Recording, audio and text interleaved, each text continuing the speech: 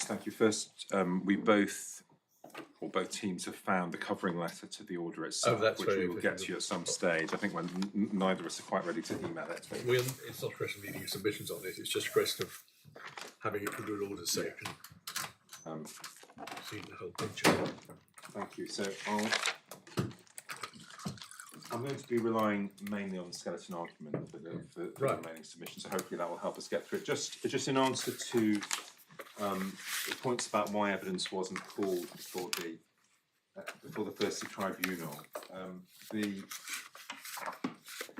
My understanding is that the reason for that was that there was no dispute about the evidence which was before the tribunal. I can see I've seen a note from Mr. Selwood, who was counsel at the tribunal, saying it was specifically, I'm just reading, specifically agreed between the parties that no live evidence, and the reasons for that was that Mr. Kolicaj accepted that he was working and that his wife had recourse to public funds. So it sounds as if the only thing that there had been any anticipation of evidence about was the limbo point, and that makes sense. So it had been thought that there would be evidence called on Article 8, where of course the tribunal did have a fact-finding function, but it was accepted. There was no dispute on that, and I can see from the skeleton argument, which was before the First Tier Tribunal, you see that I've taken briefly to it, but it's in the supplementary bundle at pages 57 through to 74, that it doesn't appear that there was any challenge to the evidence. It's a skeleton argument which post-dates the witness statement. The Secretary of State's position on that, which was a coherent position in light of Begum, was that the evidence was not relevant, and so it wasn't being treated as subject to challenge. And so you can see that, for example, on supplementary bundle, page 70, paragraph 47, the evidence which the appellant seeks to advance to show that he's a low risk of offending is therefore irrelevant. So so my submission is that the position therefore is the first, we coherently with the absence of our opportunity to make representations before the decision was taken, and then the parties and the tribunal's understanding of the Begum position, the tribunal didn't make findings about any conflict between the probation assessment and the NCA assessment, and so yes, those are matters which some hypothetical tribunal in future or some hypothetical Secretary of State would no doubt consider if this decision was reached. But it's not the standard position where oral evidence was not heard because the evidence in the witness statement was not challenged. It's the way the tribunal puts it at page 130, paragraph 30, we were not invited to make any findings of fact. Oh, I see. No, maybe I've got that wrong. Since there were no disputed issues of fact. Yeah. And I think there's a note again from Mr. Selwood saying that's not accurate. But I really can't, with 3 years back. I misremembered it. As I read it to you, you probably said it actually didn't say quite what I remembered it saying. No. That's not quite consistent with what you've told us, but that doesn't mean you're wrong. My Lord, no, it's not quite consistent with what I've told you. It is consistent with the position that's set out in Ms. Smythe and Mr. Blundell's skeleton. Yes, it's right. condition with, and it's consistent with the way in which the tribunal approached this, which was that on the issue of conduciveness, it was conducting a Begum review, and therefore it wasn't going to admit any new evidence. On an issue, on an Article 8 issue, it would have been prepared to admit and hear new evidence, but those points were agreed and effectively they were conceded by Mr. Kolicaj, because he was saying, although I'm in a technical limbo, I do have a right to work, and my wife has a right to benefits, and therefore that limbo is not interfering with my Article 8 rights sufficiently to give. Well, okay, well, I think we've taken this as far as we can. Yes, exactly. Thank you for putting us in the picture. My Lord, so then on the first issue, can I adopt the skeleton argument, paragraphs 14 to 26? So it's in core bundle pages 6 to 10.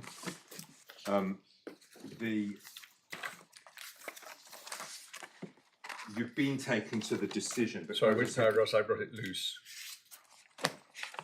Oh, sorry. No, sorry, that's fine. So it's paragraphs 14 to 26.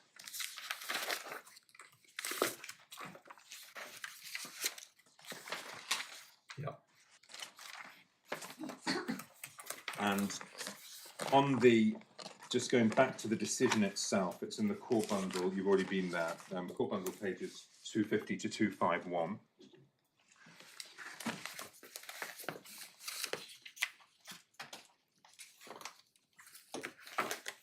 We say that the whole of the first page is the decision under section 42,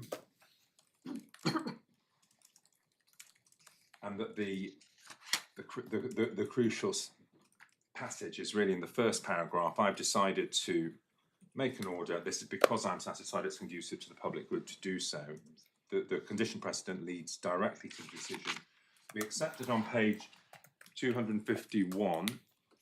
Then the second page of the decision, the Secretary of State directs herself to two other considerations. The first one is the mandatory prohibition on the exercise of the deprivation discretion in circumstances where that would leave a person stateless. So that's a separate, we say that's a separate decision which follows on from 44. Similarly, we say that section 55, what the Secretary of State is doing is that I'm also directing myself to this limited duty which I have when taking any decision at all about any immigration status or any immigration matter, which is section 55 of the Border Citizenship and Immigration Act 2009. So insofar as the Secretary of State is exercising any kind of judgment at all, that's outside her exercise of that can't be right in respect. And I take your point about the statelessness issue, but the section 55 issue, the only vehicle by which it, or only part of the decision-making process at which it could be relevant, is a discretion. So it must bite on the discretion. I accept that. So, but the Secretary of State is limiting the exercise of her discretion to the separate duty. So I accept that, of course, it must bite. If the Secretary of State didn't have a discretion at all, then section 55 would be irrelevant. But what she's doing is she's saying, my discretion, she's limiting her discretion to a fairly standard self-direction to section 55 of the UK Borders Act. She's treating the decision as her discretion is limited to that. Okay. So that would be the highest the Secretary of State could put it. But so I adopt, or Mr. Kolicaj adopts what's said in response to that ground by the Upper Tribunal itself, explaining its reasons, and that's in its refusal of permission on pages 40 to 41 of the core bundle. While we're on this, can I just ask a question about the last paragraph, which is Regulation 10 of the British Nationality General Regulations? We don't have those, is that right? Sorry, my lord, I've jumped away.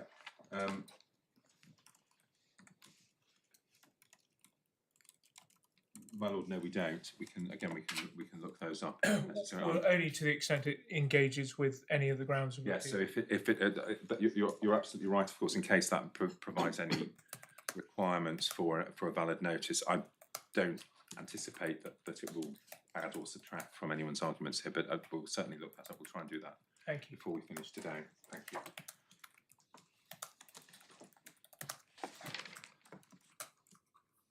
So, my lords, those I've nothing otherwise to add to the submissions made in the skeleton argument on the point about whether the Secretary of State has shown, on the face of the decision, that she's exercised her discretion and been aware of and exercised her discretion, and it remains our submission that there are not two separate decisions here. There is a decision under section 42, and then there are afterthought, quite limited considerations under section 44, and then under section 55 of the 2009 Act. But in the alternative, of course, we say that insofar as the discretion is being exercised, that this decision is unlawful for want of reasons, and that was the second part of the challenge. That's what the Upper Tribunal concludes at paragraph 63 of its decision. Again, you have our submissions on that. Can I just be clear about that?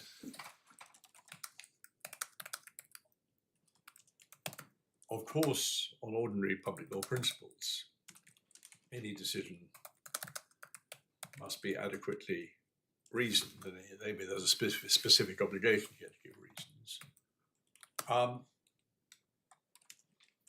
But reasons only relate to points that carry weight. Yeah. In this context, and in connection with the discretion, what are the factors that might have carried weight in the exercise of a discretion not to deprive that were before the Secretary of State and weren't dealt with? So, seriousness of the offence by reference to the policy which the Secretary of State had adopted and doesn't refer to. Impact on the applicant himself of the deprivation decision. Impact on his wife of the deprivation decision. Up-to-date risk of offending, in fact, risk of offending at all, and I'll come back to that in a moment. Hang on 1 second.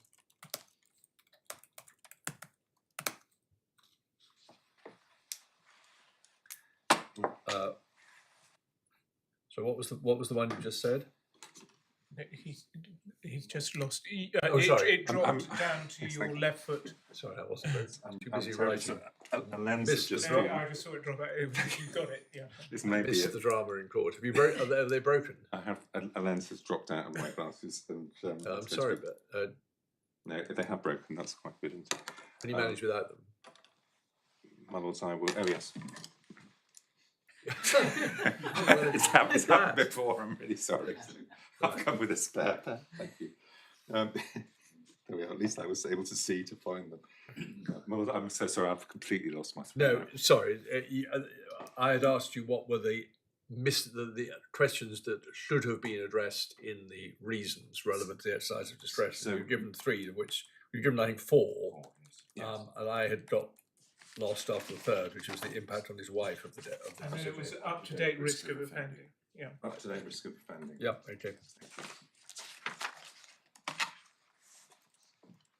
Thank you. Thank you. My lord, sorry, I'm just looking at the.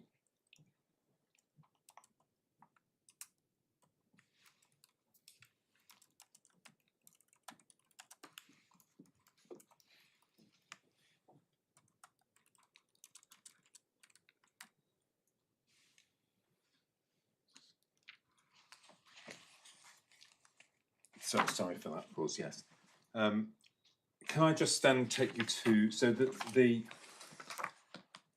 so we say that those are factors which aren't taken into account, which should have been. The Secretary of State herself had been directed to the fact that representations would be needed about some of them and didn't await those or give the opportunity for those representations. Nonetheless, just the fact that they were issues which were potentially relevant was something which should have been taken into account. And then in terms of the risk of offending at all, the Secretary of State's position before the Upper Tribunal was, and this is in submissions before the Upper Tribunal, was that no consideration of risk of reoffending had been, that there'd be no consideration of risk of reoffending at all. So I'm just.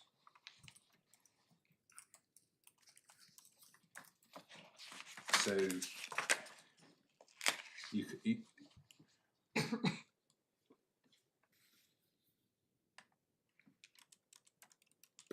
you can see that from the Upper Tribunal's decision, so page 74 of the supplementary bundle, paragraph 50. This is a record of my learned friend's submission. And the petition before. Yes, sorry, it's core bundle, page 74, paragraph 50.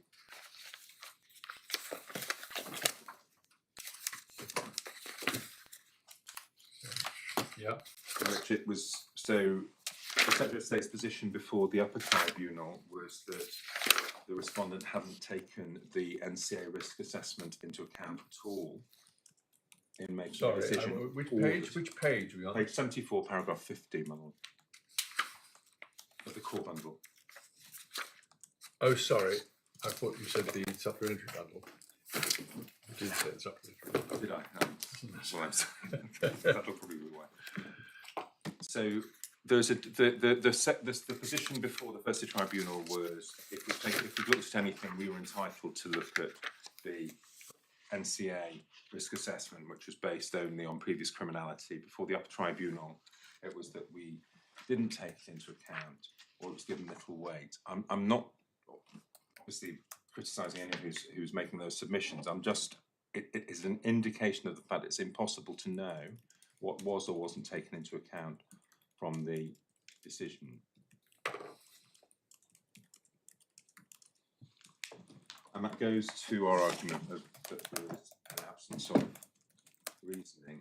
The fact that there is no self-direction to the exercise of a discretion is followed on by the fact that there is in the decision itself, it's followed on by the fact that there is no taking into account of factors which might have a bearing. And as our lords indicated, and as we've made clear in the skeleton argument, we're not suggesting that needed to be anything very long, but we are suggesting that a discretion, if a discretion is being exercised, then it should at the very least refer to those factors which are being considered and if appropriate being rejected. Those are our submissions on ground one. Otherwise, we adopt what's in paragraph 62 and 67, 62 and 63 of the First Tier of the Upper Tribunal's decision, and I adopt what's in the skeleton argument. Then moving on to the second issue, if I may. So that's the first respondent's notices.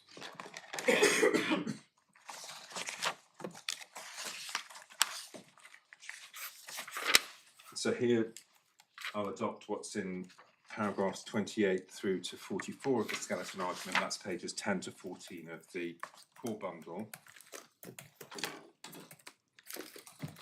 Sorry, which paras? I'm being slow. Sorry, so it's paragraphs 28 through to 44. Yeah.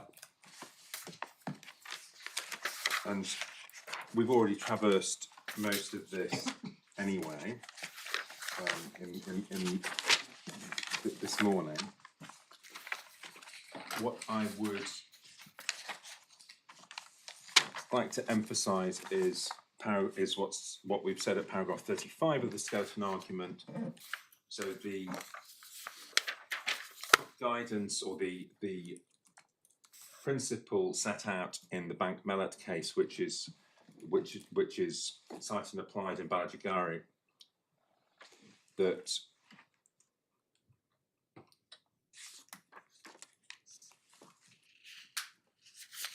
So the principle that says, so the starting point, which appears to be common ground, is that in normal circumstances the duty of fairness would require that submissions be made before a decision is taken.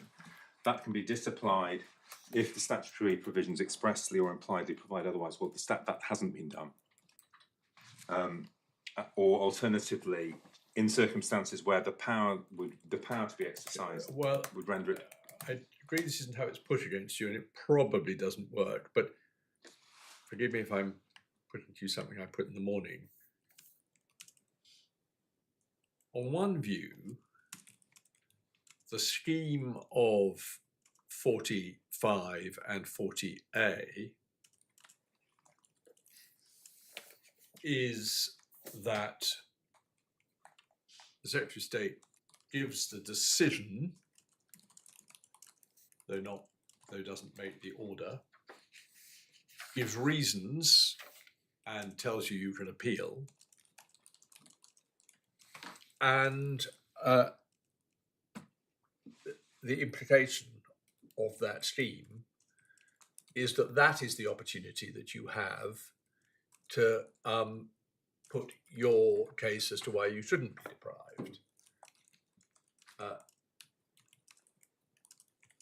Might that not be a situation falling under Lim Little Roman 1 in Bank Mellat? The statutory provisions impliedly provide that you don't have to make submissions because, sorry, you don't have the right to make representations because there's a right of appeal, not just, so as it were, built into the whole scheme. But then, so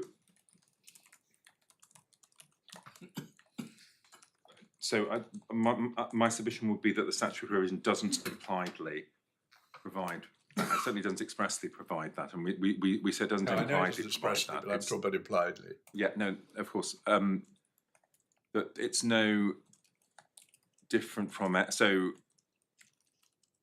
a provision which says we'll take a decision and we'll give you reasons for it doesn't impliedly provide that you have no opportunity to influence your decisions. It's not. It would be the existence of the appeal, which would be a relevant factor. But what so.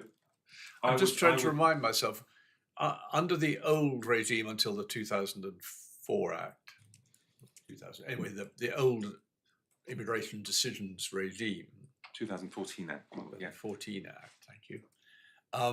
You didn't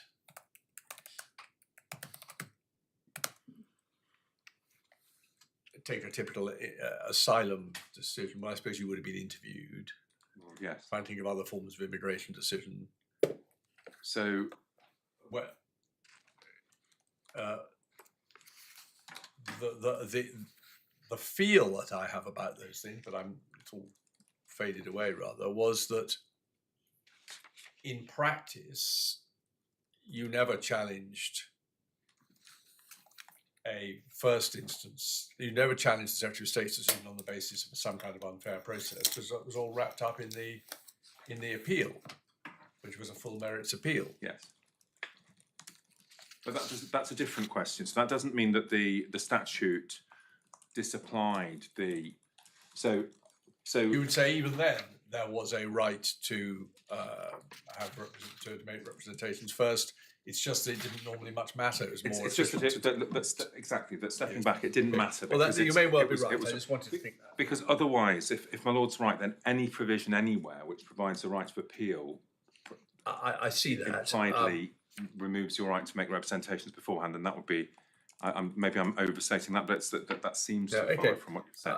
I think you've said enough for my purposes. I just wanted to think it through with your help. But in any event, Begum is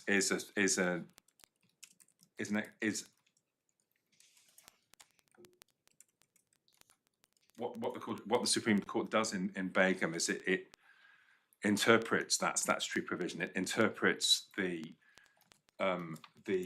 right of appeal or the scope of the right of appeal under Section 40A. I'm slightly speaking from the top of my head, but what Lord Reid is doing there is explaining in Begum that an appeal doesn't automatically mean a full factual appeal. That's what.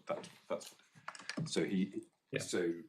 No, well, I agree. I mean, So an obvious difficulty about even if my point was otherwise right, the restrictive gloss now put on the right of appeal by Begum or in Northern gloss would make it very difficult to run that argument. My lord, so we'd say that to the extent that it's right, that principle doesn't bite in a case where an appeal is not a full appeal, where you don't have the opportunity to have primary findings of fact, because in reality, as we see in this case, the consequence of Begum is that there isn't a full review by the tribunal of your representations.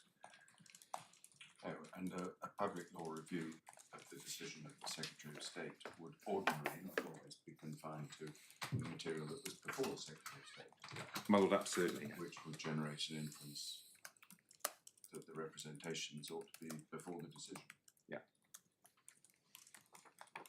My lord, absolutely. That would be a further reason. So we have a limited time-fixed review confined to public law grounds. The exception is Article 8, but we're not. We want our appeal right not on Article 8 grounds, but on the other grounds which are available to us under the appeal. So we say that the there isn't an implied restriction. No, that's fine. I raised this, unless you particularly got running after it. No, I'm stopping. I've stopped running it myself. Okay. I'm grateful, Mo. And then then we have the test of impossible, impractical, or pointless. Well, pointless is that's usually used to refer to situations where you're not going to be given the material in any event. You're not going to be able to make informed submissions until you get into SIAC. But what was held in Bankmellet by Lord Neuberger was that any argument has to be very closely examined. Court will be slow to hold. There's no obligation, and we say, and our short point is that it wasn't closely examined, and with great respect, I don't dispute, of course, that there have been instances of people renouncing citizenship, or that's an issue which the Secretary of State is genuinely concerned about. But it's for if the Secretary of State is going to argue for the disapplication of a fundamental principle of natural justice, she does have to put forward the evidence. Now, my learned friend's response to that really is that. So, just 2 points on it. Firstly, as we've said, it cannot be assumed without more that a renunciation of citizenship just happens in a flash. And we've put in the Secretary of the UK's policy, it's just by way of example, just to make clear that this isn't a point being made in a vacuum. In the UK, if you apply to renounce your nationality, you have to provide a fee to start with. That's probably not a major thing, but you have to provide proof of your identity. You have to satisfy the Secretary of State as to your capacity, and there has to be an investigation of your not rendering yourself stateless. And those are not going to happen. We can infer those are not going to happen immediately. Now, Albania, for example, is a signatory to the Convention Against Statelessness. We have no evidence that Albania operates a system which is substantively different from the UK system. I don't want to give evidence about it because it's our submission is that we don't need to. It would be possible to obtain it. And so we say, in echoing what Your Lordship said this morning, that since the Secretary of State does have to familiarise herself with statelessness, with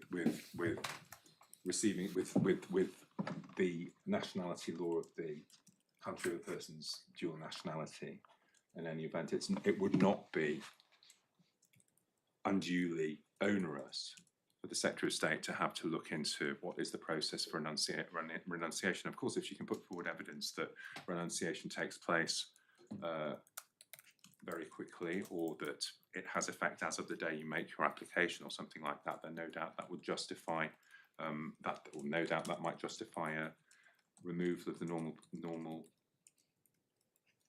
protections of procedural fairness. But we have none of that evidence here, and the Secretary of State's on notice of this and hasn't deduced it since she's been on notice at this point. And I think our short point is that absent that, the Secretary of State has not provided the evidence by which the Upper Tribunal could very closely examine her submission of impossibility or impracticability. It's really a submission of impracticability. It defeats the point of depriving. Yes, sorry. What do you have any submissions about how fairness should best be achieved if the Secretary of State had showed that Lim 2 applied? I think you mentioned this morning some form of review, which would have to be not after the decision, but after the deprivation. Yes. The problem doesn't arise until after the deprivation.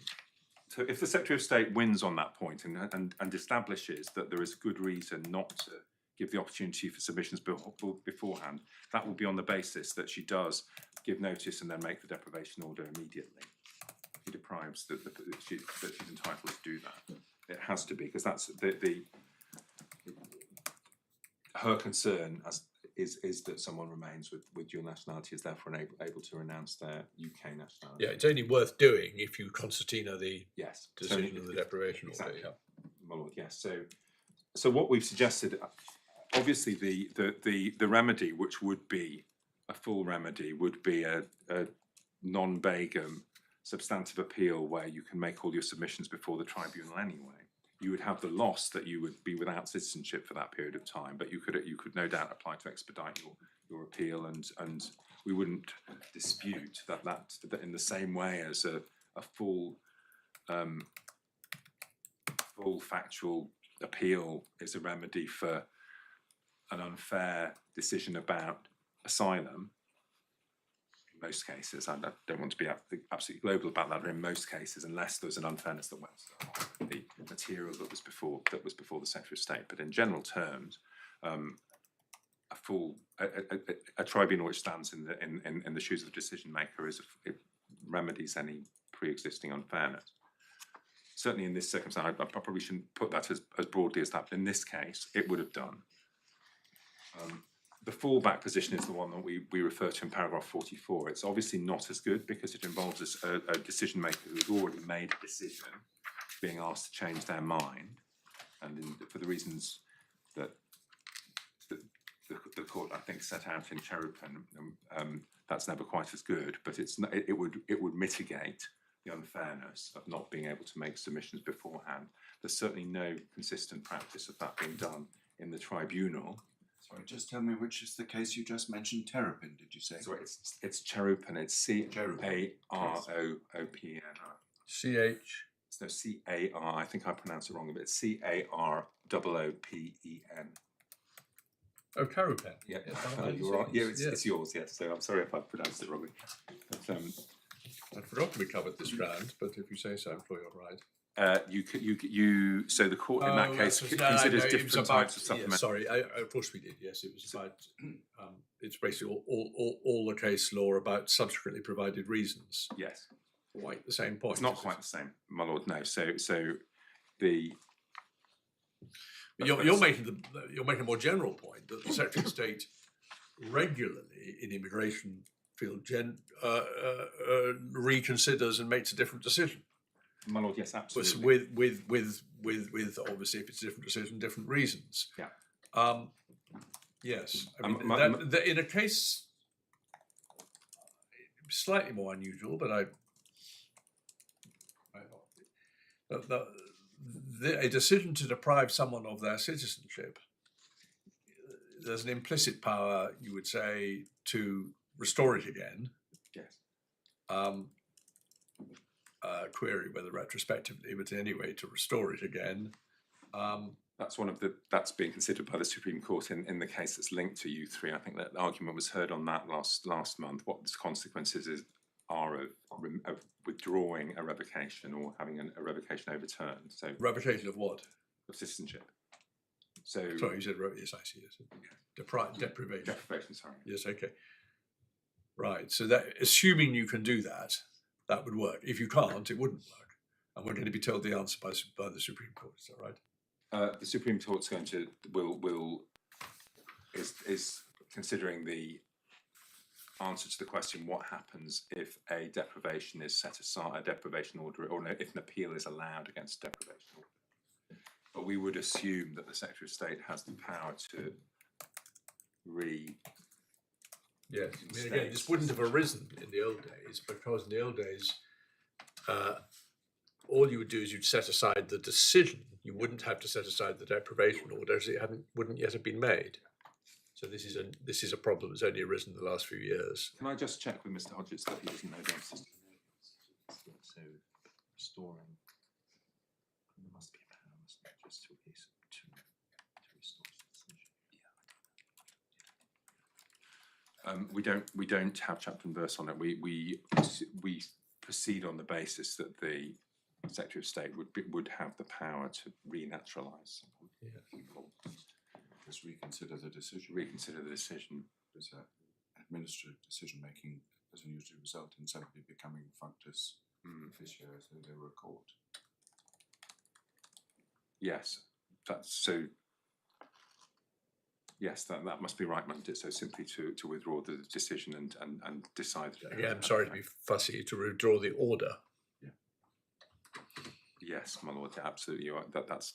I think right. You would revoke. It would be revoking the order would probably be the right term. Yeah, so you withdraw the decision and revoke the order, my lord. Yes, so that was.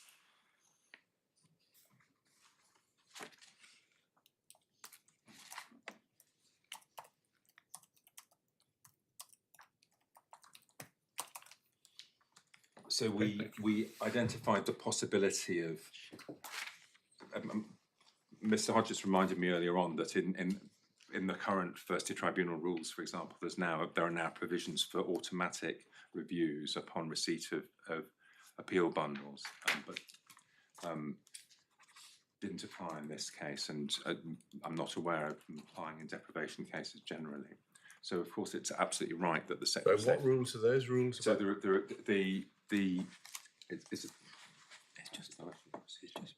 just a practice that was developed. so it's It's in 2020. So there are standard directions produced by the First Tier Tribunal that require the Secretary of State to review decisions. And Oh, I see. All right, but yes, but that's not the bearer on the particular technical question we were looking at. no, here. it's not at all. No. Okay, right. Well, so that's all I have to say about the unfairness point. And again, I can be short on the unpublished policy. I've taken you to it, and I've made submissions to you as to why it's a policy which doesn't simply reiterate what's in the published policy. It provides further restrictions and significant restrictions on the on the exercise of the power under Section 42, restricting them to the highest. The offences of the highest severity, and giving examples of the type of offence which would normally be the subject of deprivation orders. Now, we just, by reference to this case, we would submit there are submissions that could be made. So, by reference to the sentencing guidelines, there are submissions that can be made to the effect that the appellant was not, and was quite a long way away from, even disregarding the reduction for a guilty plea, he was still 6 years off the maximum the maximum sentence that he could receive. He's not the sentencing remarks themselves make clear that while he's assessed as being high culpability, he's not assessed as being the highest level of harm, and there are no augmenting factors relating to an underlying offence. I'm not suggesting this would necessarily make the Secretary of State change her mind, but they're submissions which could and would be made if you were provided with a policy that said only used in cases of the highest level of harm, and generally used in cases where there is, and that list of offending which doesn't include trafficking. And so our submission about that is it's a policy which wasn't disclosed until at the time of the decision. It wasn't known to Mr. Kolicaj or those who represent him. We're not suggesting that this is an absolute lumber type policy which is contradictory, and a hidden policy which is contradictory to the published policy. But we are saying it's the kind of policy which fairness requires and good administration requires should be made known to those affected by it, so that they can make submissions or representations about it. And just because there has been some question as to whether that letter, so there's no dispute that the letter was adopted, and that the approach set out in that letter was adopted and followed by the Secretary of State, and that's made clear in the ministerial submission in this case. But there is some dispute as to whether it should be called policy or not, and if that were an issue, we'd rely on Mandalia, the case of Mandalia. So it's at tab 8, pages 210 to 211 of the authorities bundle, where, so this was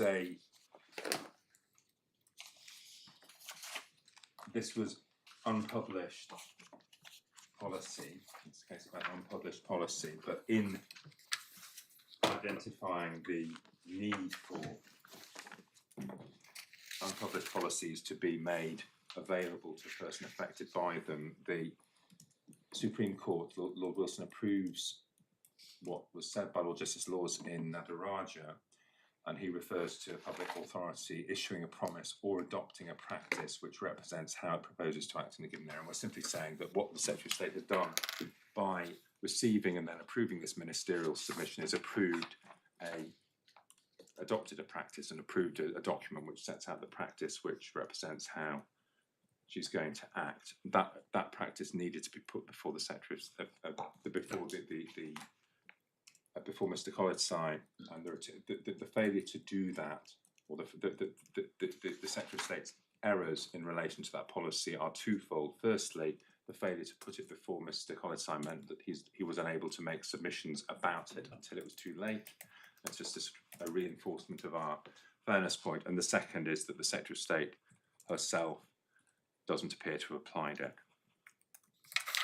and certainly hasn't asked herself the questions whether this is the highest level, whether this is a highest level offender, and whether the offence falls into the categories that are identified in the policy, and whether it doesn't, the discretionary power should be exercised in any event. So for those reasons, we say that the policy shows up two errors. Firstly, the lumber type area of failing to disclose it, and secondly, a broader area of failing to apply it professionally. Well, those are my submissions. Can I just say, because I'm not sure if this was clear, and we've agreed that I get to speak to you again very briefly. I think that would logically follow you. Yeah, if you're happy with that. Yeah. Thank you. This is Madahi. So you have got a reply on your appeal and a response on the respondent's notice points. My lord, yes. Okay.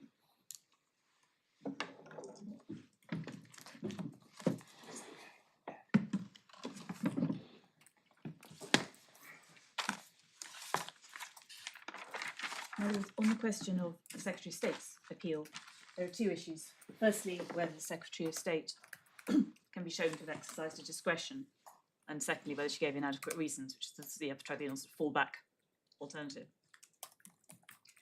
It's very fairly conceded by my learned friend that the consideration of Section 55 in the decision letter shows that the Secretary of State was aware that she had a discretion to exercise. He says, well, it shows a very limited exercise of discretion confined to the consideration of the best interests of the children.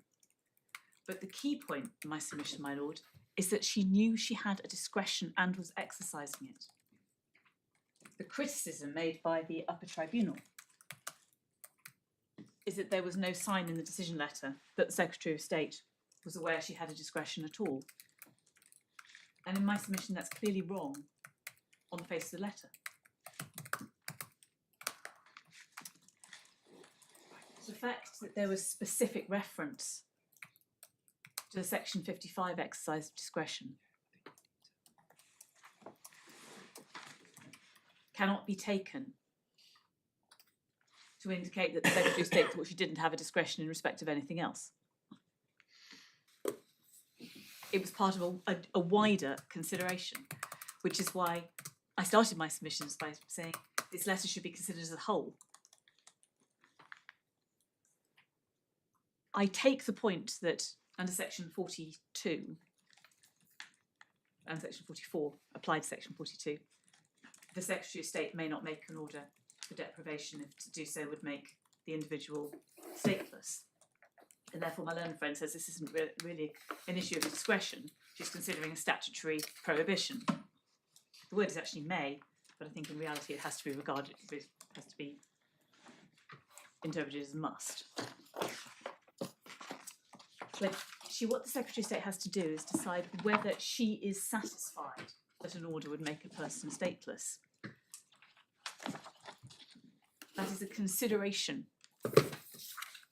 That's the wording of Section 44, which is at the beginning of the authority statement. Yes. But the word is may, but it's may not. Yes. It is. It clearly must be regarded. It's, Yes. I am not suggesting that may in there could be read to give a discretion. It clearly should be read as must not. But she still has to decide. She has to look at all the evidence and decide whether she is satisfied that the order would make a person stateless. She is not saying to herself, this man, I am satisfied, has been involved in serious organised crime, therefore deprivation is conducive to the public good, so I'm making a deprivation order. There is clearly consideration of all the relevant factors, and in my submission clearly an awareness that she has a discretion to exercise. And the very fact she has a discretion is reflected in the submission that is made to her.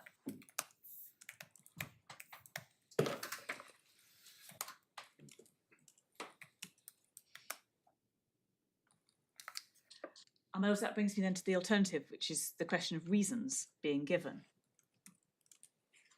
I would respectfully adopt your lordship's point to my learned friend. Reasons relate only to points that carry weight, because the reasons for a decision are the factors that led the decision maker to make the decision. And those key points appear in the decision letter.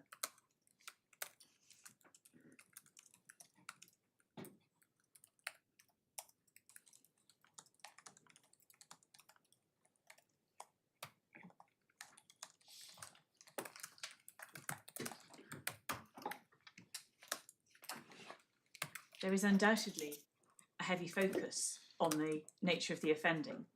But my lord, that goes both to the question of whether the condition precedent is established and also to the exercise of discretion. And that will nearly always be the case.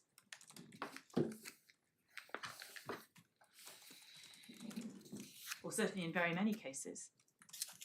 Because once the Secretary of State has decided that this deprivation is conducive to the public good, she may make a deprivation order, but having decided that deprivation is already the right thing to do for the public good, there would have to be strong countervailing arguments.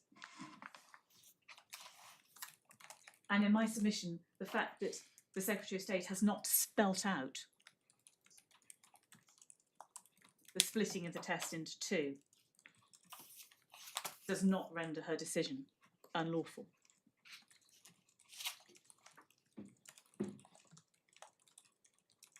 And what about Mr. Chirike's point that there's no mention about the wife? My lord, the Secretary of State was given information in the annexes about the family position.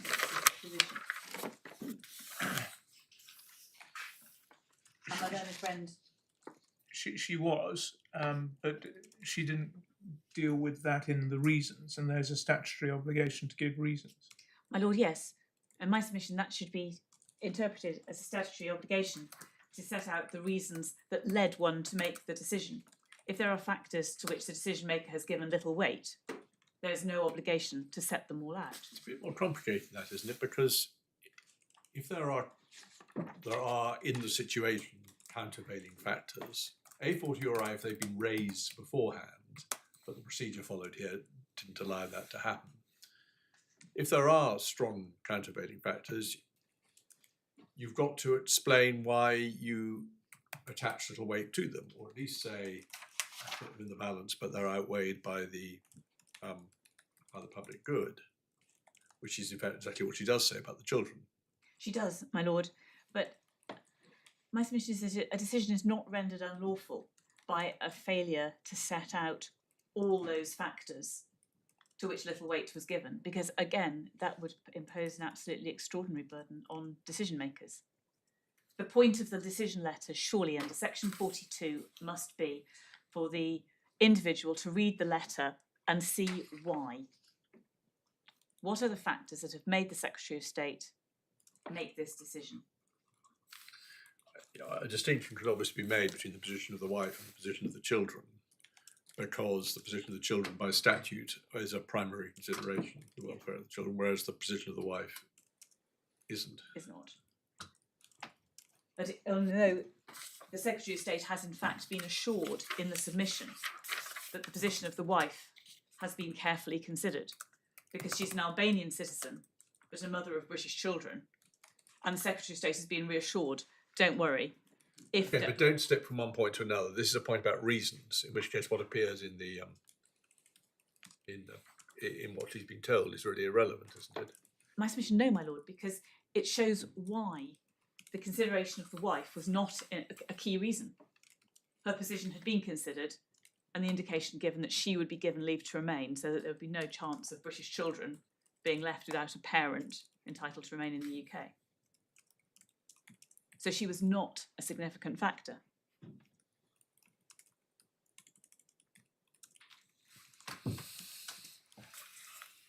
I mean, can you help me with but if one looks at 45B, it just says the reasons for the order.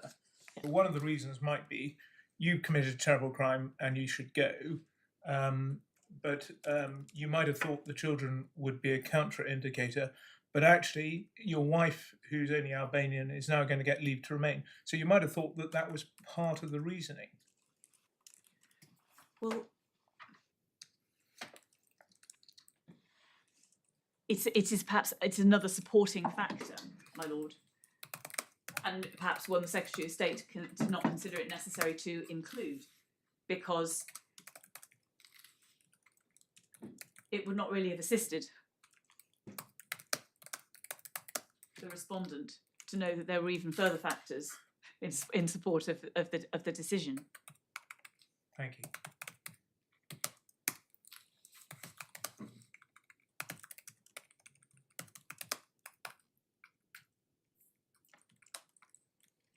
The criticism also is, of course, made that there's no express consideration of the impact on him, but he is the subject of deprivation.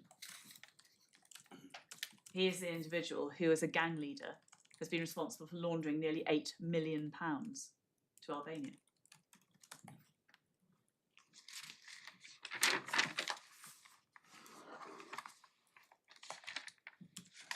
And perhaps, my lord, that's a really good example of a reason that really didn't need to have to be spelt out. Your offending is so serious that it very clearly outweighs the interests that you might have in remaining a British citizen. And the letter makes the distinction that I've been jumping up and down on between the effect of in relation to the children anyway, it makes it clear he's talking about the impact of deprivation, not the impact of deportation. Yes. Can't remember what language is used. Yes, right. Deprivation of your citizenship, as distinct from deportation, is unlikely to have a significant effect on the best interests of any children you have. So it can be inferred that throughout she is talking only about the impact of deprivation, not the impact of deportation. Oh, certainly, my lord. Yeah. And that obviously would apply to the wife as well, because the deprivation. Yeah. The deprivation itself would have an effect on her ability to apply to remain, but it's going to be, the Secretary of State has already realised that something is going to have to be done to address that.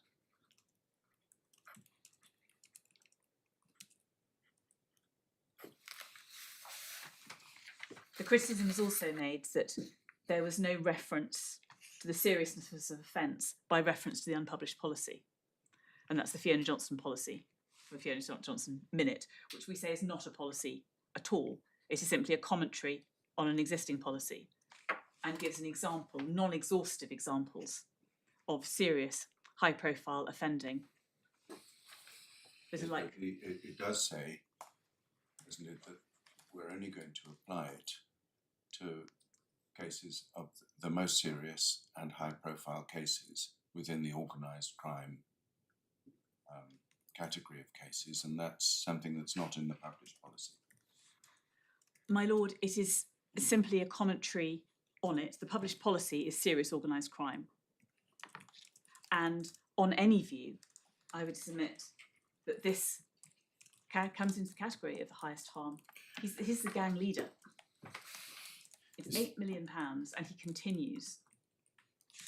Well, you might think, I mean, one of the curiosities of this case is that the underlying crime, which produced the £8 million, has never been identified.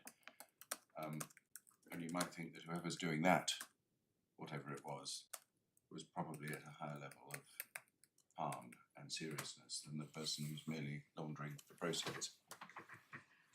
My lord, yes, but one doesn't have to look for the absolute worst. No. Because otherwise one could say that someone who'd murdered only 2 people was not as bad as someone who'd murdered 10. Yes, it might be that you sail through the published policy,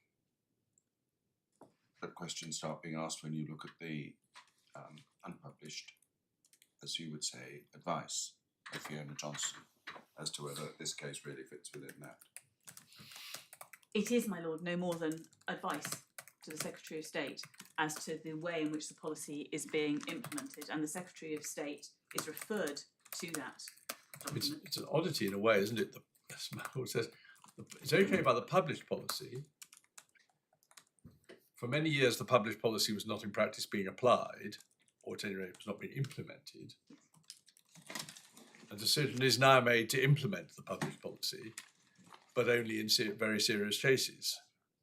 Is that a fair summary of what the position was? Well, the policy was being implemented, my lord, from 2015, and Ms Johnson's paper is some 5 years later. Well, I'm not sure. We don't know this. No, I don't. It's not how I read it. I read it as the policy had been tested by the Rochdale cases. I don't think she says anything. And since 2015, we've been doing it regularly. No, sorry. She's saying that we tried it out maybe 5 years ago, but I spent a bit of time for all that litigation to go through. Now we've tested it. We're going to do it generally for the most serious cases. Isn't that correct? That's how I read it. The Rochdale cases There was a change, therefore, in 2020, in the sense that they decided to do in all serious cases what they'd done in Rochdale. My lord, I think that's right. The Rochdale cases were certainly continuing in 2020. Yes. Um, But then obviously the view was taken that you've tested them enough to decide to do it in other cases. yes. There's paragraph 2, just after the blanking out in the letter, it says, following successful court judgments in these cases, which is Rochdale, the previous Home Secretary agreed to formalise use of the conducive deprivation powers. Which does suggest that there was some change a little before 2020, but Which is now being recorded. We could probably work out my knowledge of recent cases. history and cases isn't enough quite to work it out. When did Ms. Patel, was it Dame Pretty, I think it is now, isn't it? When did she become Home Secretary? Probably no one. I can look that up now. Someone. The impermissible Mr. Google. Mr. Summer of 2019, probably, is that right? Around the time with Boris Johnson. Well, I've forgotten all these dates, but So it's yes. probably before Brexit. Yes, I see. So this may be recording a policy decision made by the, but does that suggest that so who was her predecessor? Sorry, Sajid Javid. Right? It was Sajid Javid. Sajid Javid, Very good. that's it, I think. Mr. Javed's policy may not have been implemented. This reads like finally putting the policy in place following a decision in principle by the previous minister. That's what it reads like. In which case, I think my summary was near enough.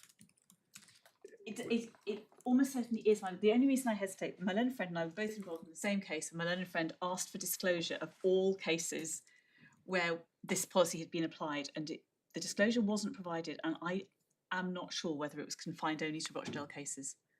I just don't. I think it was certainly very largely Okay. Rochdale. Well, I don't think anything really turns to I'm just trying to get the broad overall picture, following up on my Lord's point, that the published policy had always said you would do this for serious organised crime, but you hadn't in fact done it till Rochdale. And then you did it in Rochdale to see how it would go. You won one or two cases. The Secretary of State then said, okay, that looks all right, we'll do it. And but that wasn't formalised or finalised until this memo in 2020. So in fact, you've gone back to a version of the published policy, though not in, as I say, not in trivial cases, or not in the least any but the most serious cases. Okay, well, I think we've explored that as much as we can.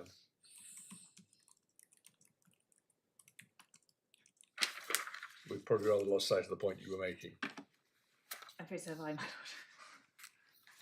lord.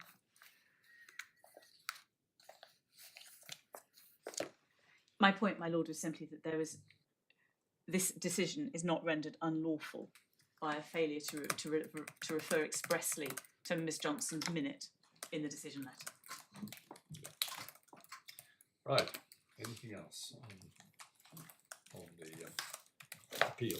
My lord, no. Right. Respondent's notice.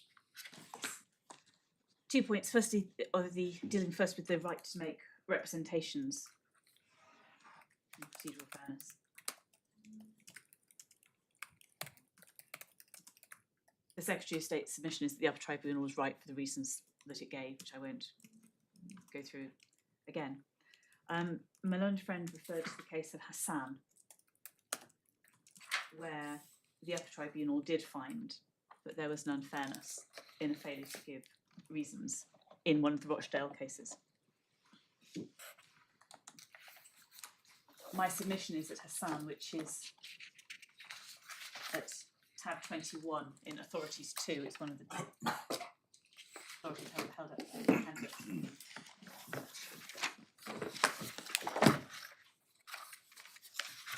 Is entirely distinguishable on its facts.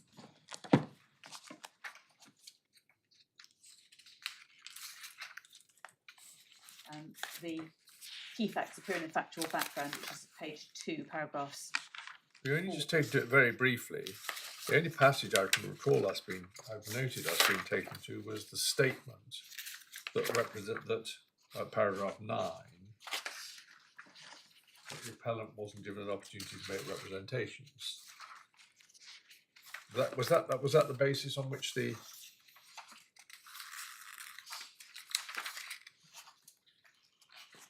appeal was decided? Yes, it was.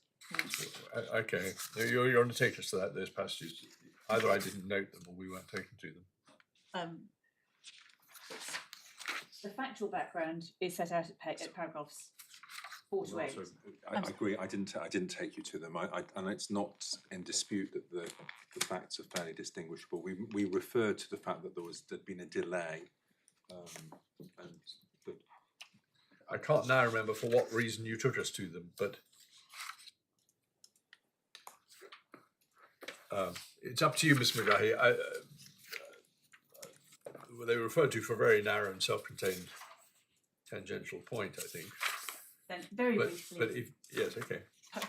Paragraphs 4 to 8. Mr. Hassan was British born. He was one of the Rochdale child sexual offenders. He, unlike others, was not targeted by the Home Secretary in 2014 and 2015 because the Home Secretary wrongly believed that since he was a British citizen by birth, he couldn't be deprived of citizenship.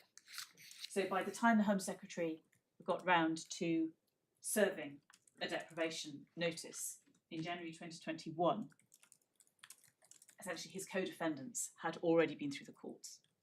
Aziz, which reached the Court of Appeal, was there in 2018. There was a huge amount of publicity about the deprivation cases.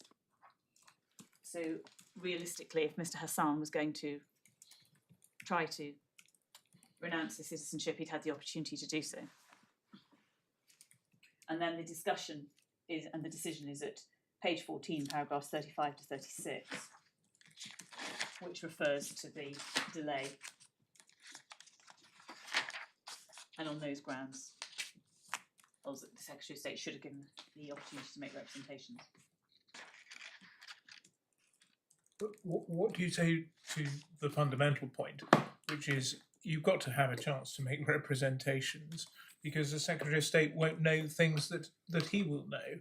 And if you're not going to get them before the decision is made, for good reason, then you've got to cure it either by bringing in some administrative review with all the potential weaknesses that has, or by converting the appeal to a non-Begum appeal. And what do you say about our approach to that?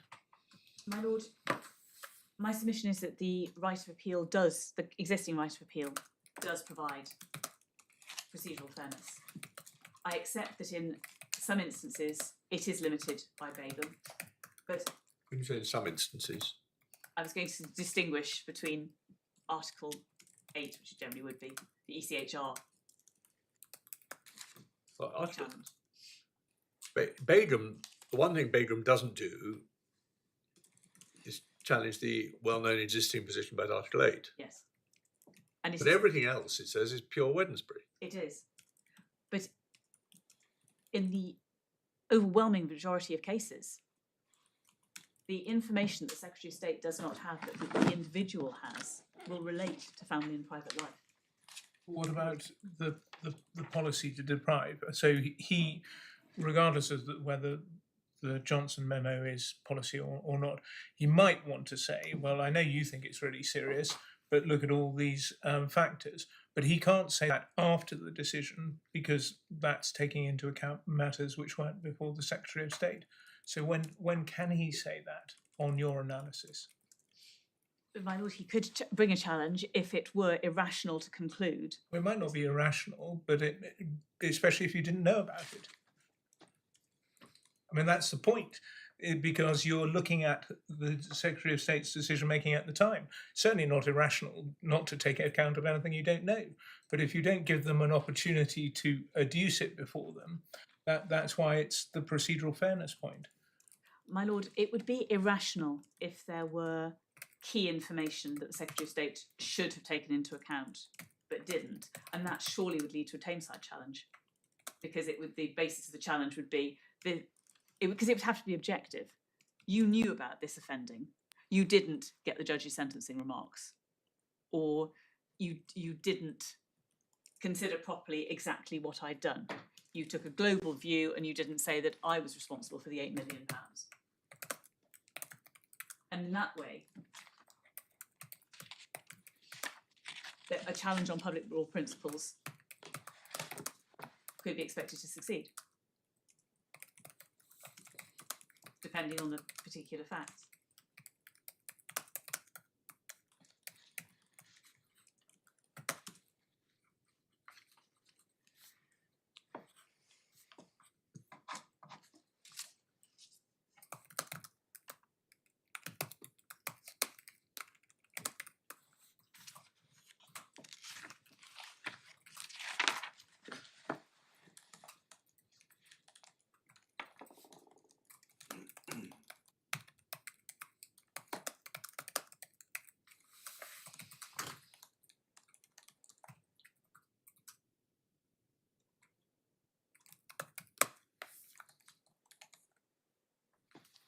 And in my submission, I was looking at the lawfulness and fairness of the procedure overall. There is an overwhelming justification for not permitting representations in advance, which is shown very clearly in the Rochdale cases.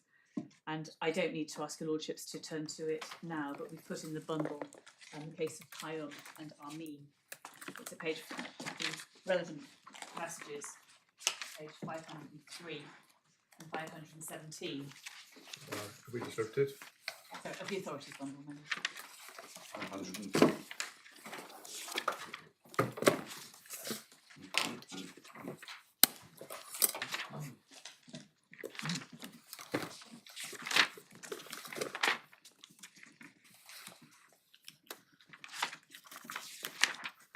So this determination is, as I've already submitted, provided only as an example, a factual example of what happened in real life.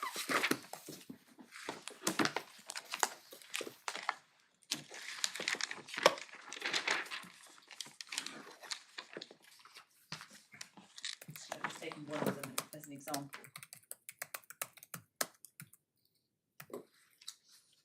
At paragraph 24, page 503. 503.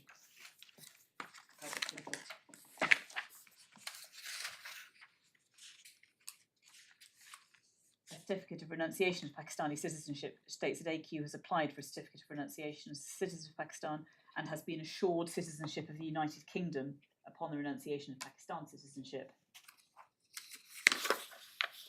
Then in paragraph 25 over the page, halfway down that paragraph, he applied to renounce. This is referring to. This is summarising the evidence. So he applied to renounce his Pakistani citizenship on the same day he received letters notifying him of the deprivation of British citizenship. He then said he applied a few days before he received the deprivation letter. Sorry, It's about halfway down paragraph 25, my lord. About 2 lines up from the whole punch. He applied to renounce his Pakistani citizenship. yeah, got it. Thank you.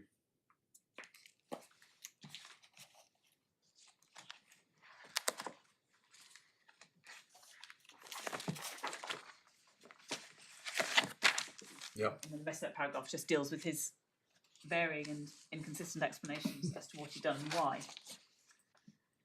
And then page 517, paragraph 70 onwards.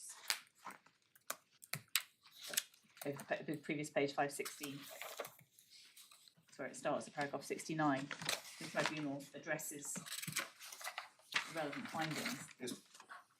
This is an evidential inquiry into the propriety of what the Secretary of State did in relation to this case, in which the First Tier Tribunal hears evidence and then makes a finding that in the particular circumstance they find it to be there's no unlawfulness by the Secretary of State. Yes.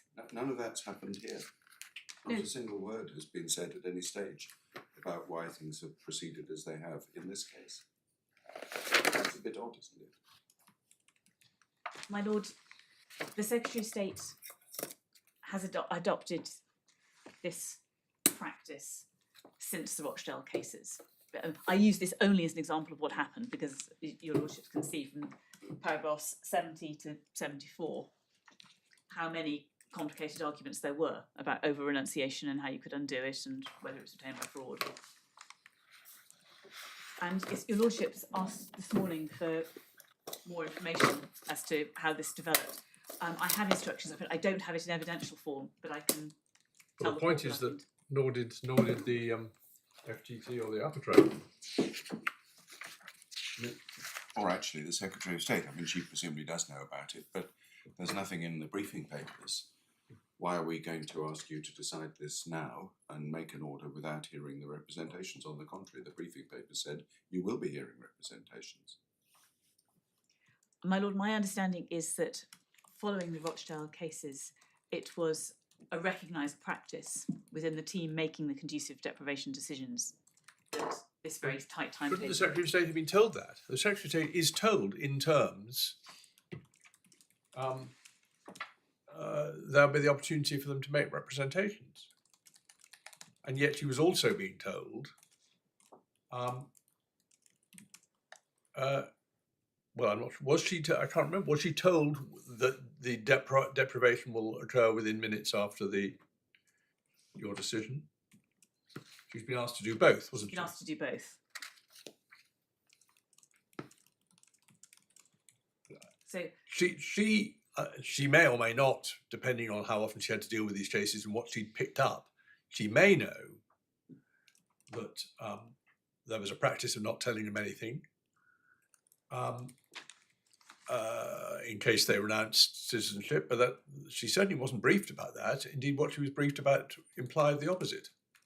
my lord, I'm again slightly reluctant to give evidence, and she most definitely knew because the Rochdale cases were so controversial and she was very heavily involved. So Well, there would have been no need to tell her. It doesn't mean she had it in mind on this particular point. In which case you might have expected she would have said, what's this about having given representations? I was told it was our policy not to do so. You've never done it for anyone else. Well, clearly, even on the description, the representations were going to follow a decision. And I respectfully agree with my lord's interpretation that can only now refer to an appeal. Yeah. But she was certainly being asked to make the decision before any representations, any appeal, before any information was provided. So, I mean, you give us this as an example. Accepting it as an example, did it work in their case? Did they manage to frustrate the Secretary of State's decision to remove their citizenship? They did not. Mr. Aziz did. So, in the first cases, there were 4, which Aziz was one. The Secretary of State followed then the practice that it was followed and still is followed in fraud cases of making a decision and then waiting until the individual's appeal rights exhausted before making any order. That is still followed in fraud because, of course, statelessness is not a problem in fraud under Section 43. Sorry, say it again, sorry. Under Section 43, my lord, an individual can be deprived of citizenship obtained through fraud even if deprivation will make him stateless. Is that because the statute says so? Yes, it is. Or what about the convention? That, Does that follow from the convention on one of the reasons why a person may be stateless? The Convention on Stateless Persons, which you referred to earlier, saying that Albania was a fellow signatory. I didn't, learn friend. Well, sorry, yeah. Oh, But I mean, is that the position in? The statutory position is, my lord, that it is. I can see the statute, but obviously there's also the because the one thing outside Begum is human rights issues, Yes. and statelessness does raise human rights issues, or potentially. So I just wondered whether the convention impacted on that or not. It may well do, my lord, but I understand the practice has been to rely on the statutory provisions, and therefore, in cases coming under section 43, the continued practice has been to allow a break between decision and the order.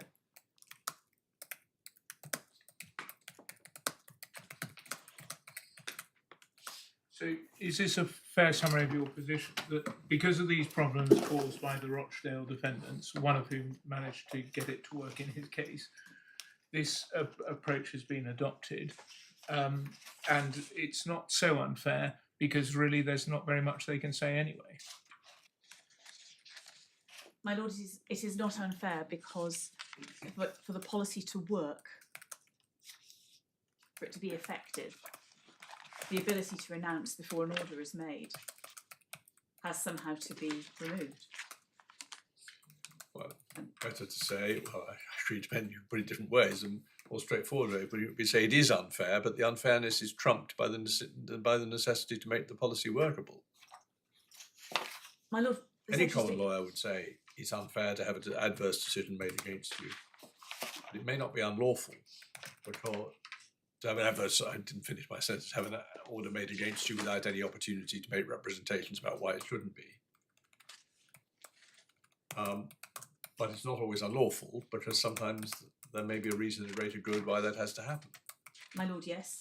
And the Secretary of State would not concede that it is unfair anyway because of the existence of an appeal mechanism. But yes, there is, in the Secretary of State's submission, a greater good.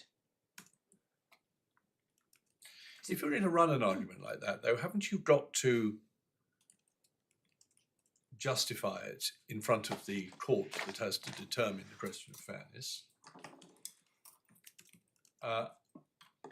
And what material did the FTT have in front of it? Why, and indeed the UT, which accepted this argument. They both did, didn't they? Yes. So I didn't appear before the FTT, my lord, so I cannot say with certainty what was before them. I did appear in front of the Upper Tribunal. Yes, what material did the Upper Tribunal have? My recollection, my lord, only submissions on this point. So there was no, because I did this morning ask about a witness statement. I couldn't find. One might expect, if you're going to say, look, I'm going to adopt this procedure, which is a bit counterintuitive but still fair, as you say, to have chapter and verse about when it came in, work it rather than trying to Google when Mr. Javed was in office. My lord, there was no witness statement before the Upper Tribunal. And indeed the scale of the problem and why it is required, because that's, you know, Mr. Chiriko's point is that there's not really enough evidence to justify such a fundamental departure from what fairness might normally be understood to require. Well, my lord, in the Rochdale cases, as I recall, at least 6 of the individuals renounced or sought to renounce, and that's 6 out of 9. So it was. You're telling us this. Yes, I appreciate And that. my lord's point, Yes. but also Mr. Chiriko's point, is that it's not good enough to have counsel who happens to be in the cases telling you some information about what a problem this is. The obvious way to do it would be by a witness statement. My lord, that would be one way to do it. My submission is the Upper Tribunal was entitled to find, as it did, on the basis that there is an obvious problem here to be solved. And Kayam and I give an example of just how difficult this problem is.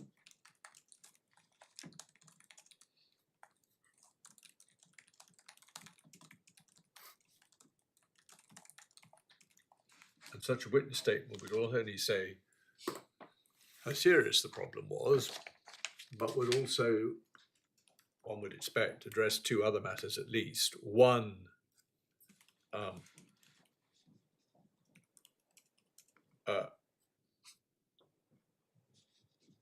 why, as you have told us, but it's only your say so, it's too difficult to work out what the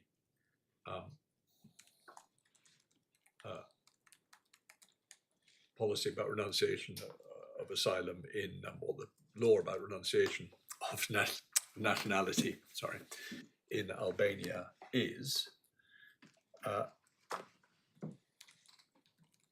And also what proposals the Secretary of State would have to mitigate. You say no proposals because there's an appeal. But there's been floated another possibility, which is, well, you deprive them of their nationality in the short term, but you tell them that you will reconsider if they provide material within so many days. Yes, and None of that, this is all just emerged in argument and submissions and in the various tribunals. It's not actually been the subject of any witness statement or skeleton argument. It wasn't, it wasn't raised in the skeleton arguments, was it? Have we got the skeleton arguments from the Upper Tribunal? I know we got them from the FTT rather oddly. Or am I confusing myself?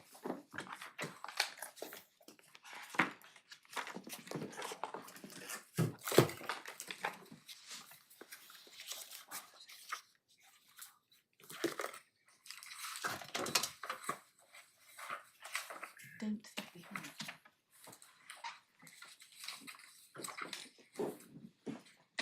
Skeleton arguments, the FTT we've got in the supplementary. Yes, I don't believe, my lord, that we do have. I thought, I mean, since Mr. Choco and I both appeared below, I'm sure we could easily provide them.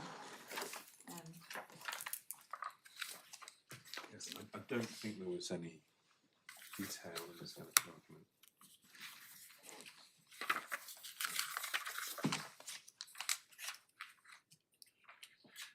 Just so we can follow this through very briefly, where does the FTT, because do they address this point at all? That's the fairness point and the. I think on page 140. 140, yes. Paragraph 69. Decisions.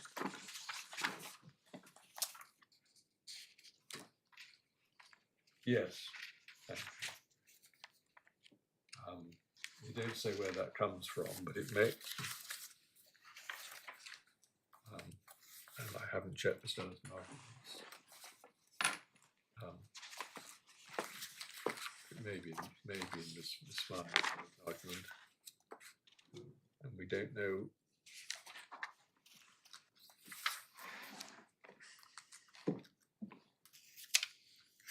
My recollection, my lord, in the Upper Tribunal is that the case of XH was cited to the Upper Tribunal. As an example of the problems, as you've been using it here. It's on No, XH is a different. It's a different It's about. Sorry, yeah. Sorry, it's on a different set of facts, but it's on the principle that a greater good to make the efficacy to ensure the efficacy of the process can justify. Go ahead. Morals, yes, it's referred to. XH is referred to throughout. It's a withholding of passports case, and it was so passports being withheld from people to prevent them from travelling, and the question was whether notice should have been given to them in advance, and the court concluded there. We've relied on it. Oh yes, that's right, and it cites Fayed and so on. My lord, Maybe it doesn't. I don't remember whether it cites Fayed. We had relied on that as an example of a court saying that fairness could be remedied by a subsequent review. Yes, I see. Well, what I'm really all I'm interested in is getting to the bottom, as far as it's possible to do so, of the way in which this argument, which is now at the centre of the Secretary of State's case on fairness, was developed. We can see it was before the FTT because they referred to it. I haven't checked to see whether that it first emerged in oral submissions or whether it was in Mr. Blundell's skeleton argument, it may have been. My lord, page 69 of the supplementary bundle, paragraph 46 is where Mr. Blundell and Ms. Smythe raised it. Thank you very much.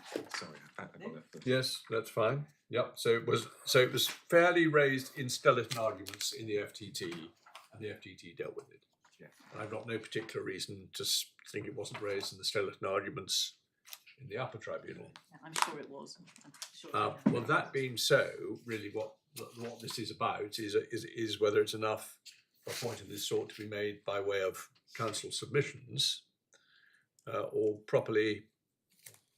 Sorry, that begs the question. Or made the subject of a witness statement and some developed reasons.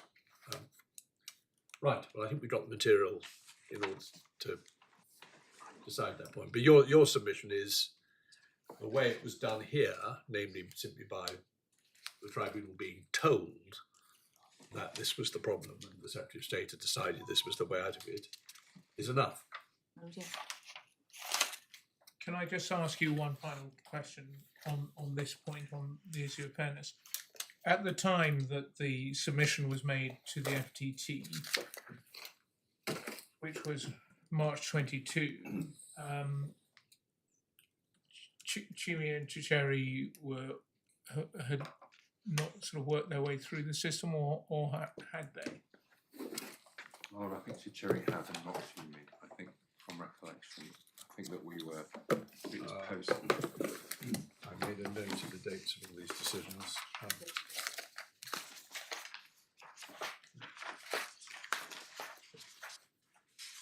Chicheri was decided on the 30th of June 2021.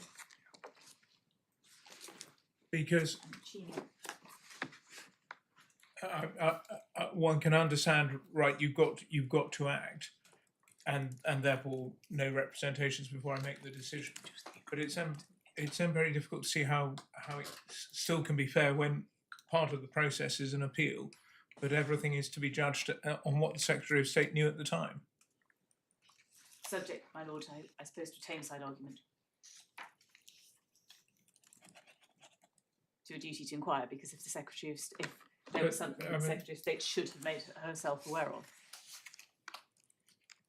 Well, the whole point of representations is that you don't know what you're inquiring into. When the tame side is to be informed before you make a decision pursuant to statute. But I mean, that's why you normally have representations, so that you get informed about stuff you wouldn't know about. Accepting your point for the purposes of this question, that you couldn't do it before making the deprivation decision, how can we then get to a position where an appellant like the appellant in this case can make the points he wants to? At the moment, my lord, the only route is through the appeal. But the appeal is judging the Secretary of State's decision-making process, which at that stage excluded anything that he put into it. Well, most of that would probably attract Article 8, relate to Article 8, and therefore would lead to a merits-based consideration. Because the information coming from the appellant is almost certainly going to refer to his personal circumstances. Well, that's true up to a point, if you're going to be relying on the limbo. But if he was going to be saying, my case isn't serious enough to justify a conduciveness decision, and here are the factors of which you're unaware, in principle, he has to have the opportunity to do that, doesn't he? My lord, bearing in mind the nature of offending and the public nature of trials, convictions, sentencing remarks, the Secretary of State is overwhelmingly likely to have an accurate picture of the offending, and whether she considers it to be serious enough will always be a matter in her discretion. But what about, for example, the OASIS report, which wasn't provided to the Secretary of State? Now, it may or may not be hopeless in this case, but you can imagine lots of OASIS reports that might be persuasive, and he doesn't have an opportunity to put it before you. And we then appeal and say, fine, here's the OASIS report. Oh, I'm very sorry, you're only looking at the material that was before the Secretary of State. Well, there would be an argument either, my lord, if it was so important that this was something that into which the Secretary of State should have inquired, or, as in this case, the Secretary of State can respond, I did have a detailed paper from the NCA, and the NCA did address reoffending risk, and that was sufficient for me. But Mr. Chirico is surely right, isn't he? We looked at this. They considered offending a future risk merely on the basis of the past facts, not on anything that happened since or how he'd behaved, how he'd been in his 4 years in prison. My lord, no, they used their experience and their expertise in this form of offending. They looked at the fact that he continued to offend or continued to make contact in Albania, even a bit after his own arrest, and noted that it was only incarceration that had stopped him.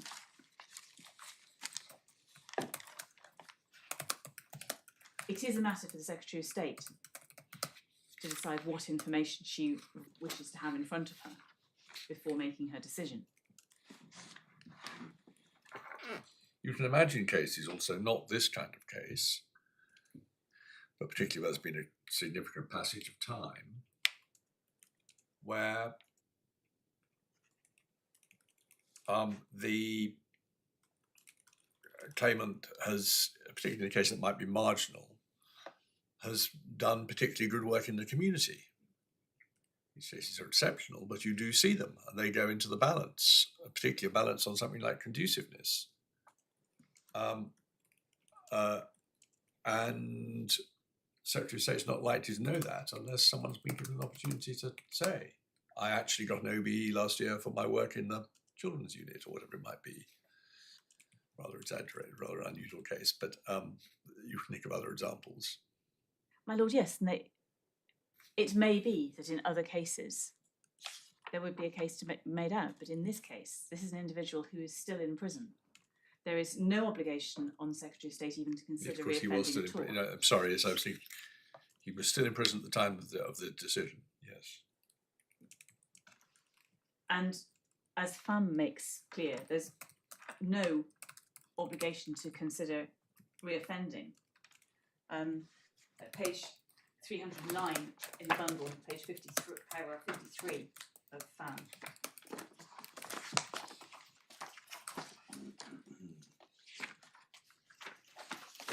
The court makes quite a trenchant point about the relevance of reoffending.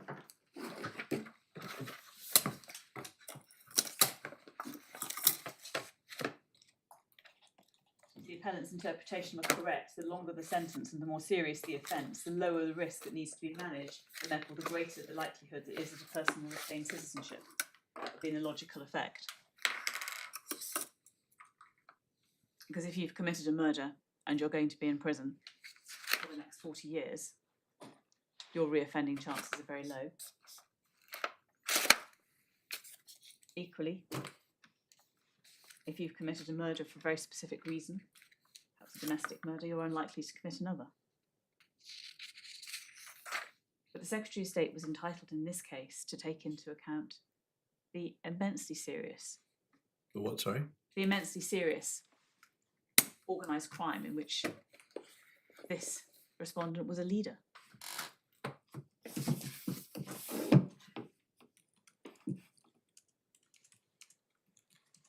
And since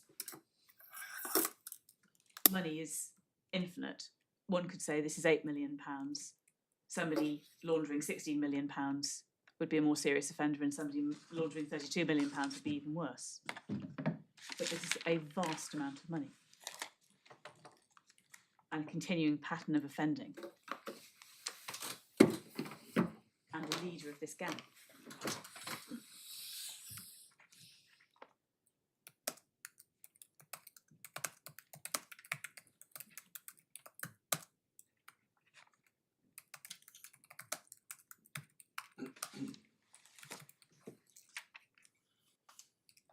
So if the Secretary of State asked the court to step back and look at this decision making as a whole, look at the very significant detail that was put before the Secretary of State to enable her to make her decision.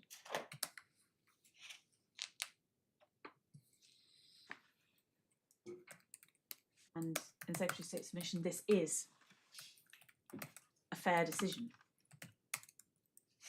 And the inability to make representations in advance does not alter that. And there is, in any event, a very significant reason for departing, and a very genuine reason for departing from the more usual practice of permitting representation.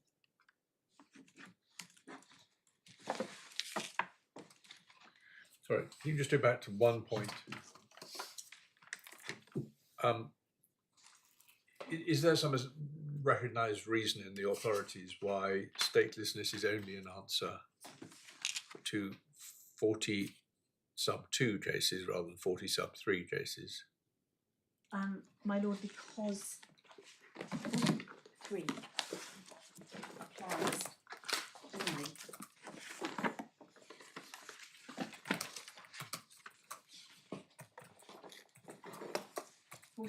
unlike 42, applies only to those individuals who have obtained British citizenship by naturalisation or registration. So it is the obtaining by fraud of something that was not permitted before. That's distinguished from 42. Anybody can be deprived of British citizenship on conducive grounds, including people born British. So, as I understand it, it is the acquisition. Well, that is certainly a difference in 40 sub 2 and 40 sub 3, but isn't it the problem of statelessness is the same in a 3 case as in a 2 case, isn't it?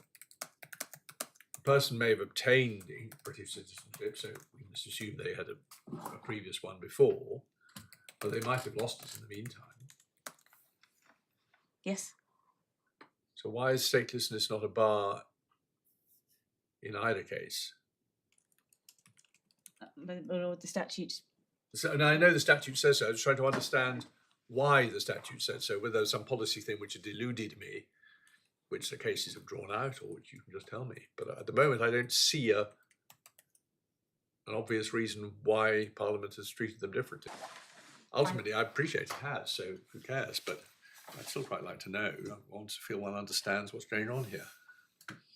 My understanding is the acquisition of something to which one was never entitled, which is not true or not necessarily, or not true in conducive cases.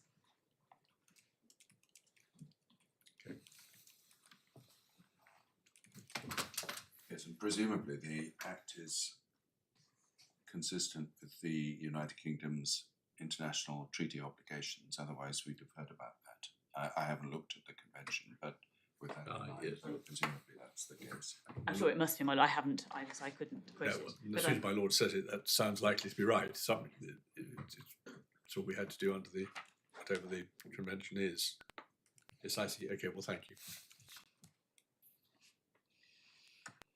my Lord, on ground 3, which is the existence of an unpublished policy, I've really largely dealt with that already when your Lordship raised it in earlier argument concerning the status of Miss Johnson's paper.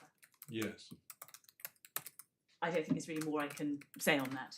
We rely on the Upper Tribunal's analysis.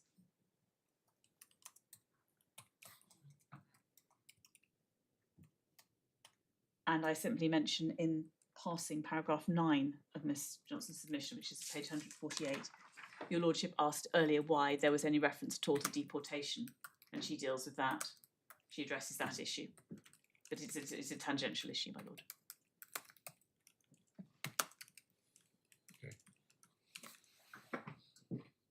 Unless I can assist your Lordships further. No, thank you. Thank you very much. You can reply on your respondent's notice points if you want one. Yeah, very, very short.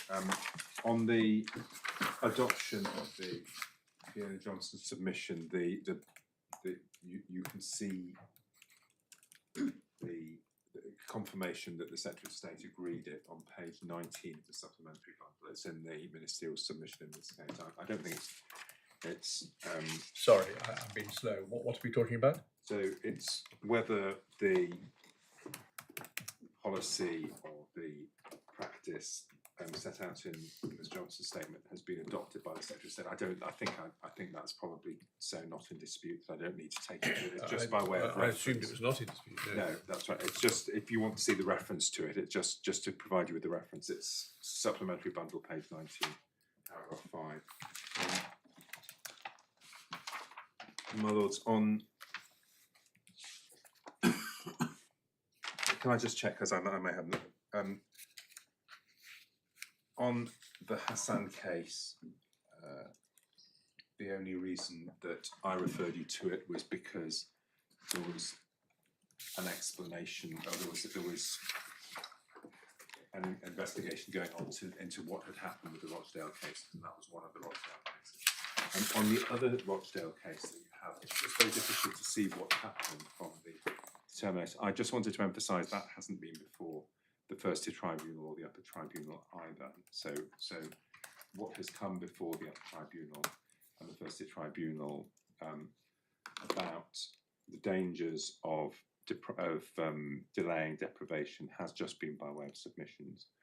It does seem from the First Tier Tribunal determination that there was a gap between notice and order in that case, and that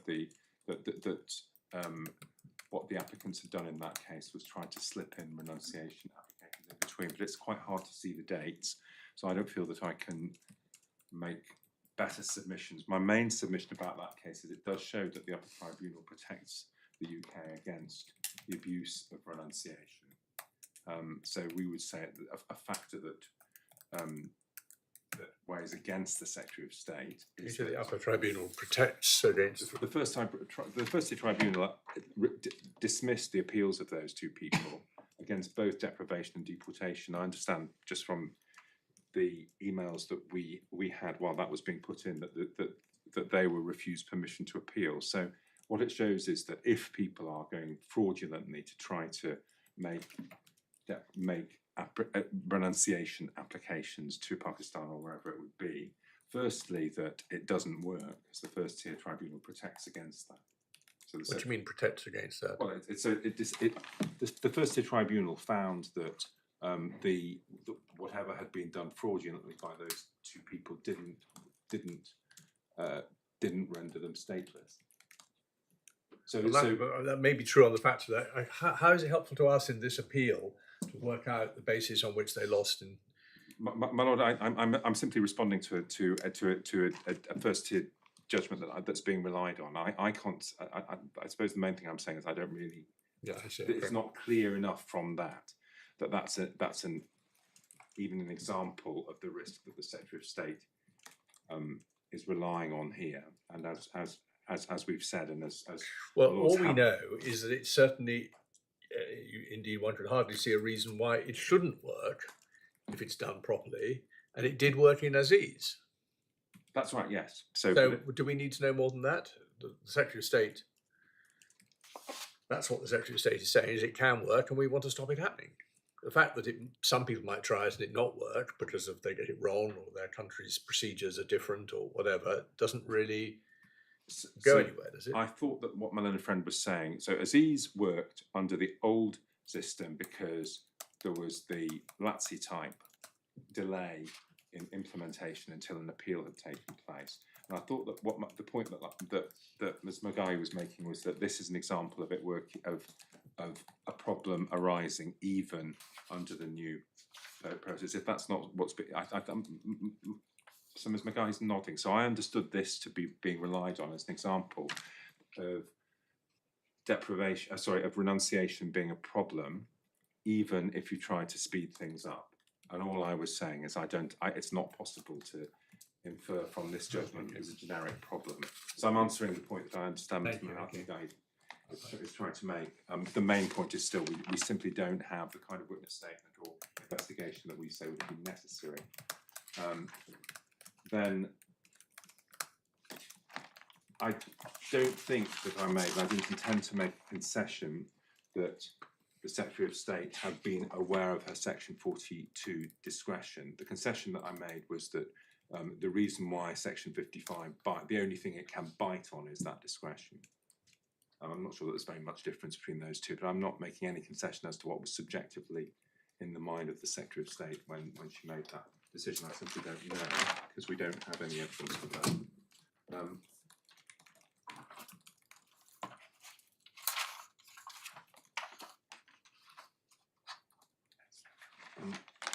My lord, those